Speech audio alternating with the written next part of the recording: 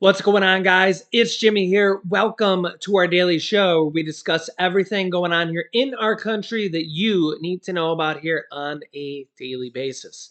So, the Federal Reserve just gave us another major announcement on what to expect here for 2023 for pretty much the entire year, or at least what their outlook is for the entire year, and what to expect on what the economy is expected to be, what interest rates are expected to be, what it will cost you for money here in 2023, what credit cards are going to cost you, what mortgage rates are going to cost you, what car loans are going to cost you, what any type of money borrowing is going to cost you, what this is going to cost the stock, or what this is going to cause the stock market to do, what your IRAs, your pensions, your 401ks are going to do. Kind of give us a big outlook on what is going to happen here this year. Yeah, so it was a pretty big announcement here. So what did they say? Well, let's jump right in and I'll give you the details here. If you're new to our channel, if you haven't yet, make sure to subscribe down below to our YouTube channel. It's completely free to do so. I'll keep you up to date here with everything going on here in our country on a daily basis. And thanks so much for liking and sharing these videos as well. It helps YouTube kind of get our message out to more people here as well. All right, let's jump right in. Here we go. Okay, so the Federal Reserve, just released their Fed minutes from their meeting here in December, and it gives us an outlook on what the economy is going to do and what interest rates are going to do here in 2023. And they're going to be having yet another interest rate hike here in January here in not too long. And it also kind of gives us an outlook of what to expect here going forward. Now, remember, anytime they raise interest rates, it pretty much affects everybody. Yeah, it's not just for certain people, or it mostly is for everybody because it affects credit card interest rates. Pretty much every time they raise interest rates, you probably raises your credit card interest rate. So we've seen credit card interest rates go up pretty dramatically here in 2022. They're already at all-time highs on average, with the average credit card interest rates now at 20% on average. If you haven't looked at your credit card interest rate, or your APR, which is annual percentage rate, that's the interest rate you pay every year. So if your credit card interest rate's around 20%, then it means that's the interest you're paying every year. So if you have say a $10,000 balance, for a nice round number, and you're paying 20%, that means you're paying 20% of the balance in interest per year. So if you have $10,000, you're paying 20%, you're paying about $2,000 per year just in interest. And you still owe the 10 grand.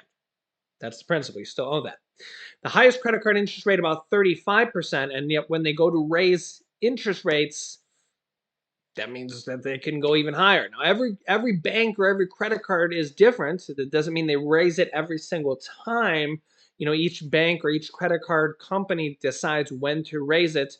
And most of the time they do this unbeknownst to you. You could slip it in just kind of in the terms and conditions in your monthly statement, and you pretty much won't know. Yeah. So this kind of credit cards are just kind of variable, and they just kind of happen. Same thing with pretty much any type of loan you go to buy. The next time you go to buy a car, whether it's a new car, a used car, they're going to be much higher than they were the last time you went to buy a car. Whether that was a year ago, 2 years ago, 3 years ago, 5 years ago, 7 years ago. The last time you went to buy a car, interest rates were lower. The last time we've seen interest rates this high was, well, a long time ago. To say the least. Yeah, so we've seen home mortgage rates go from 3% or under 3% in 2022 to now about 6.5% right now. We actually seen them at 7% here at the end of 2022, and then they drifted down a little bit to now around 6.5%. Of course, it varies.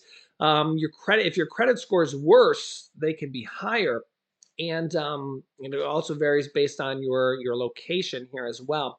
And this can mean $1,000 more per month in interest, depending on the size of your loan, just because of the interest rate. So this means you could have bought the exact same home a year ago and paid $1,000 per month less in interest for the exact same home. Yeah, so this is where it's kind of crazy. Now we're seeing home prices come down. They're starting to come down here a little bit per month, and this is kind of this is where it kind of gets a little tricky here. But the problem is interest rates are really high. This is rates are really high. We're seeing a kind of a weird market here because a lot of people don't want to sell, because if they go to sell and then they have to buy another place, they're kind of in that weird predicament where they have to, they're selling their current home and, and they're at their 3% rate. But then when they go to get that new rates at 6.5% or 7%, then they're in that pickle. Yeah, so it's just kind of a really weird housing market right now. Home prices are coming down, and but the supply out there is really not. There's not a lot of supply out there because a lot of people don't want to sell because of this reason. So this is why home prices are coming down, but really not that much because there's not a lot of supply on the market because of this. So the supply is really not that great. So home prices are not really, like, the bottom's not really falling out of the market like you would think in like a home market crash.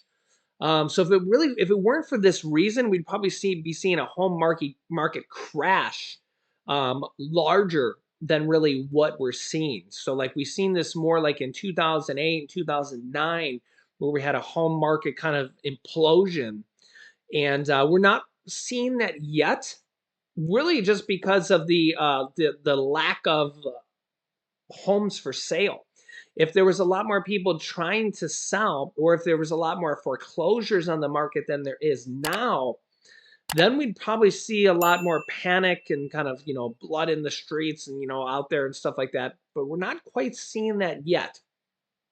But if things continue to get worse, that could be on the horizon. So a lot of this stuff is kind of starting to happen, and could still be there. Could still be there. I mean, a lot of people, there's that big question out there, like, are we even in a recession yet?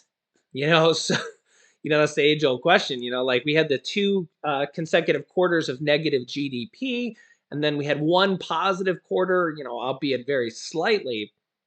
So that's kind of the good question here. It's like, we don't even know if we're in a recession. Of course, we're probably going to find out we are. A lot of people think we are. Recent reports show that 8 out of 10 Americans think that we're in a recession or headed into a recession. I think we all kind of know that it's just it's really rough out here. Inflation is just nasty, nasty. And now the Fed announcement, the Fed meetings, and the Fed minutes show that no rate cuts will happen in 2023 unless something drastically changes. And inflation risk remains in focus. Not a single Federal Reserve official thought it would be appropriate to begin cutting rates in 2023. Not one. And officials worried that easing in financial conditions could complicate the central bank's efforts to bring down inflation, according to their internal discussions at their policy meeting in December a few weeks ago. Yeah, minutes just released here today, they stressed that it would take substantially more evidence of progress to be confident that inflation was coming down in a substantial manner. They noted that the Federal Reserve policy needed to be a restrictive policy until data gave central bank confidence of easing inflation. And they're not confident that inflation is easing quite enough. Several participants said that the Fed's median projection for rates to peak at 5.1% at interest rates, which would not at yet, means that they're going to have to continue raising interest rates. The minutes suggested federal officials will base decisions on future interest rate hikes on data and implications for inflation and growth. The committee will make decisions on a meeting-by-meeting basis. Participants generally observed that a restrictive policy stance would need to be maintained until the incoming data provided confidence that inflation was sustained on a sustained downward path to 2%, which we're nowhere close to. I mean, we're still at 7% inflation plus, which was likely to take a long time. In view of this persistence and unacceptably high levels of inflation, several participants commented that historically experience cautioned against prematurely loosening monetary policy, which means they're not going to be cutting interest rates or even slowing down.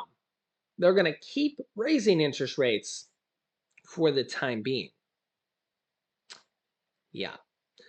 And well, we've seen what happened here in 2022. Yeah, you could see the headline here. The S&P 500 stock market index did something it's done only 7 times ever before in history. Yeah, that's right. The S&P 500, which is basically a stock market index of the top 500 largest companies in the United States, has fell in 2022 by 19.4% or more, only 7 times, going back all the way to 1923. Yeah, that's what it finished here in 2022. It had a negative 19.4% return. And it's done that only 7 times, going all the way back in the last 100 years. However, the index has usually bounced back significantly in the past after a big sell-off. So will we see a bounce back here this year? A plus 20% return just to come back to even would be pretty nice. As you can see here, though, the steep decline of 2022 isn't nearly as common as you might think. Close to 100,000 Americans alive today are at least 100 years old. That means they've lived through 17 or more recessions, and they've seen a minimum of 18 presidents in the White House. So that means this happens pretty much about 1 time per president. This has happened, if there's been 18 presidents, and this has happened 17 times with 18 presidents. But check this out. In 4 of the 6 times since the stock market, since before 2022, that the S&P 500 fell by 19.4% or more, the index jumped by at least 23.5% in the next year. That's a clear, quote, big bounce after a bad year trend. Because really, it kind of has to come back that much just to kind of break even, just to kind of go back to where it was. The only 2 years that there wasn't a big rebound was 1930 and 1931, when the U.S. was mired in the Great Depression. And then, that was a really, really, really bad time. If we limit our horizon to World War II and afterwards, the story is really positive for the S&P 500 and the stock market in general after a major decline. We can even throw out that major part of the statement. Between 1940 and 1921, the S&P 500 ended the year with a decline 23 times. And in all but 4 cases, the index rose in the following year. The average increase in the year after the S&P 500 fell was 12.8%. So you guys can let me know your thoughts here in the comments. Of course, there's always that warning, what is it? Past performance doesn't guarantee future results or something like that. So we'll see. Let's see. And the stock market, it kind of goes like this and tends to, go up over time. And of course, if you're investing in a particular single stock or something like that, it can go any which way. We're talking about the stock market in general, like an index, like the S&P 500 or something like that. And remember, really, this is particularly really important because, there's tens of millions of people with retirement accounts, IRA accounts, 401k accounts, pensions, so, a lot of people are like, hey, where's my money, right? So, yeah, but also remember here that people kind of tend to do the opposite of what they're supposed to. People tend to invest high and sell low just because of the psychology of money. And they tend to do what they're not supposed to. They tend to sell low and buy high when you're supposed to do the opposite. You're supposed to buy low and sell high, or buy low and hold for your specific timeline. So, where a lot of people do the opposite, they buy when everything is going great. Oh, the stock market's up. The stock market's up. Now's the time to buy. And then when things get bad, they go, I can't take it anymore. The stock market's terrible, or whatever the investment is. And then they get out because they panic and say, oh, investing's not for me. It's terrible. It's a scam. Whatever. Right? And maybe never invest again, or whatever. Right? So you got to remember here that typically, Warren Buffett's one of the greatest investors of all time.